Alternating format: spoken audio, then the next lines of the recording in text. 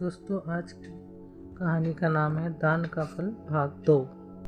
बहुत समय पहले की बात है कि भगवान शिव की नगरी कही जाने वाली काशी में एक राजा राज करता था। राजा बड़ा ही धार्मिक स्वभाव का था। उसे आध्यात्मिक ज्ञान में बहुत रुचि थी। एक दिन राजा के मन में सवाल आया कि किसी भी इंसान मरने से तुरंत पहले और बाद में उसके शरीर के साथ क्या होता है। क्या सच में शरीर में कोई आत्मा होती है? यदि हाँ, तो वो आत्मा कहाँ जाती है? क्या होता है आत्मा के साथ? राजा अपने इन सवालों को अगले दिन अपने दरबार में उपस्थित सभी लोगों के सामने रखता है। राजा का यह सवाल सुनते ही राजा के दरबार में उपस्थित राजा के सभी मंत्री और विद्वान निरुत्तर हो जाते हैं, यानी कोई भी राजा के सवालों को सही जवाब नहीं दे पाता।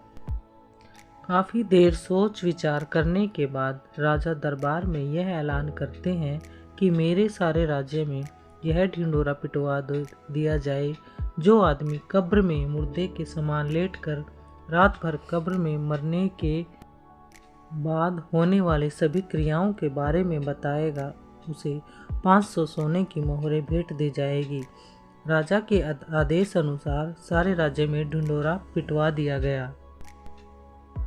उसी राज्य में एक बहुत ही कंजूस और लालची इंसान रहता था, जो धन के लिए कुछ भी कर सकता था। ढिंढोरा पिट रहे लोगों की आवाज़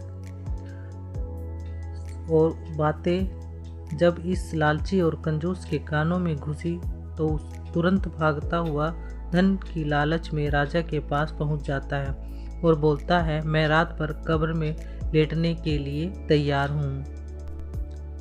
फिर राजा ने अपने नौकरों को आदेश दिया कि इस आदमी के लिए एक अर्थी सजाई जाए। फिर अर्थी सजाई जाती है। अब सब लोग उस आदमी को लेकर जाते हैं। रास्ते में एक भिखारी, यह भिखारी उसी कब्र में लेटने वाले आदमी का दोस्त था, उस आदमी का पीछा करने लगता है। उस आदमी के पास आता है और बोलता है कि तुम तो अब मर जाओगे, तुम्हारे पास जो भी धन है मुझे दे दो, अब उस धन का क्या होगा? बार बार यही बोलकर वह भिखारी आदमी का दिमाग खाए जा रहा था। कंजूस के बार बार मना करने पर भी भिखारी ने उस कंजूस आदमी का पीछा नहीं छोड़ा और बार बार पैसा मांगने की रट लगाए जा रहा था। आखिर कंजूस जब एकदम परेशान हो गया तो उसने कब्रिस्तान में पड़े बादाम के छिलकों के ढेर में से एक मुट्ठी भर छिलके उठाए और उस फकीर को दे दिए। भिखारी वहां से चला गया। बाद में कंजूस को एक कब्र में एक मुर्दे के साथ लिटा दिया गया और ऊपर से पूरी कब्र को बंद कर दी गई। कब्र में से एक छोटा सा छेद सिर की तरफ इस आशा के साथ कर दिया गया कि यह इससे सांस लेता रहे और अगली सुबह राजा को मरने के बाद का पूरा हाल सुनाए। सभी लोग कंजूस को उस कब्र में लिटाकर चले गए। रात होने पर एक सांप कब्र पर आया और छेद देखकर उसमें घुसने का प्रयत्न करने लगा।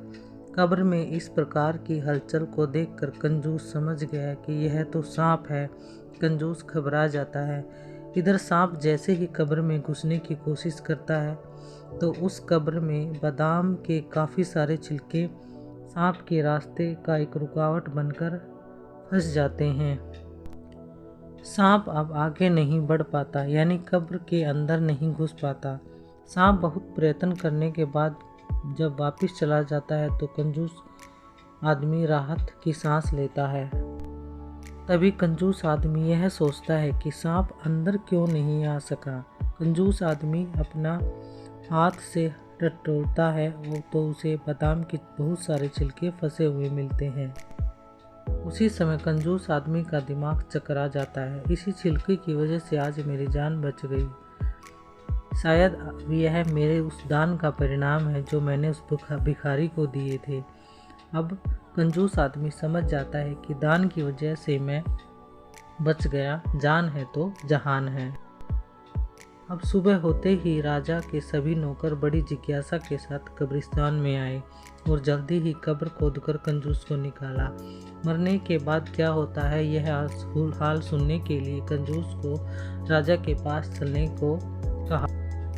कंजूस ने राजा के नौकरों की बात को अनसुना कर दिया और तुरंत भागकर पहले अपने घर गया और अपना सारा धन निकालकर सभी गांव के लोगों और भिखारियों में बांट देता है। भिखारी की इस हरकत और दयालुता को देखकर सब हैरान थे। इसके बाद अंत में कंजूस को दरबार में पूरा हाल सुनाने के लिए राजा के सामने पेश किया गया। कंजूस ने बीती रात सांप व बादाम के छिलकों के संघर्ष की पूरी कहानी कह सुनाई और कहा, महाराज, मरने के बाद सबसे ज़्यादा दान ही काम आता है, अतः दान करना ही सब धर्मों से श्रेष्ठ है। दोस्तों, अगर आज की कहानी आपको पसंद आई है तो इसे शेयर कीजिए, लाइक कीजिए और मेरे चैनल को सब्सक्राइब